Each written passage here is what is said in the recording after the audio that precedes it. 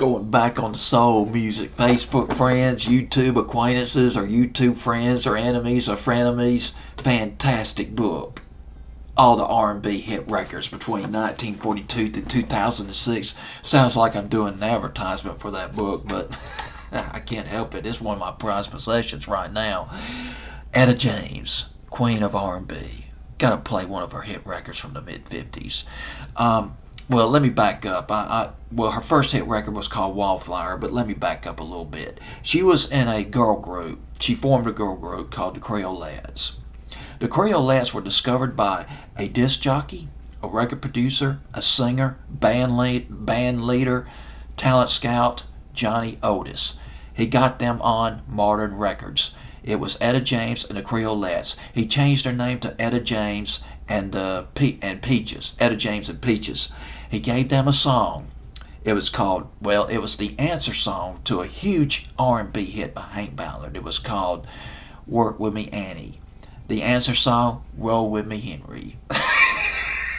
Oh my goodness, you could play that on the white stations in the 50s. That was something that the teenagers would listen to in their bedroom in private. If their parents were in the house, they'd have the record player turned down so their parents wouldn't hear what they were listening to. Well, obviously, they couldn't release Roll With Me, Henry with that title. So they changed it to Wallflower or Dance With Me, Henry. It went to number one on R&B in 1955 for a month. It was a huge R&B hit. Etta James got on tour with Little Richard. She opened for Little Richard.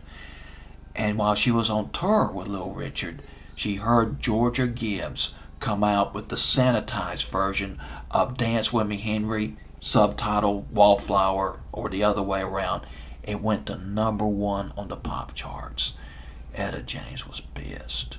Oh, she was not happy. She left the Peaches, and then she came out with Good Rockin' Daddy. Oh, yes. This is one of the seminal rock and roll records. Got that swing beat going, but you could hear that R&B. You could hear the threads of rock and roll just stringing together in this record. But after Good Rockin' Daddy came out, she had a hard time putting hits on the charts. When her contract with Modern Records ran up in 1960, she left Modern Records. She signed with the legendary Chess Records in Chicago. Security, Tell Mama, Stop the Wedding, among her hit records in the 60s, particularly on R&B. Not so much on pop, but Queen of R&B. This is Etta James, Good Rockin' Daddy. You know, I forgot the chart position of the song. It was top 5, maybe number 6 in 1955.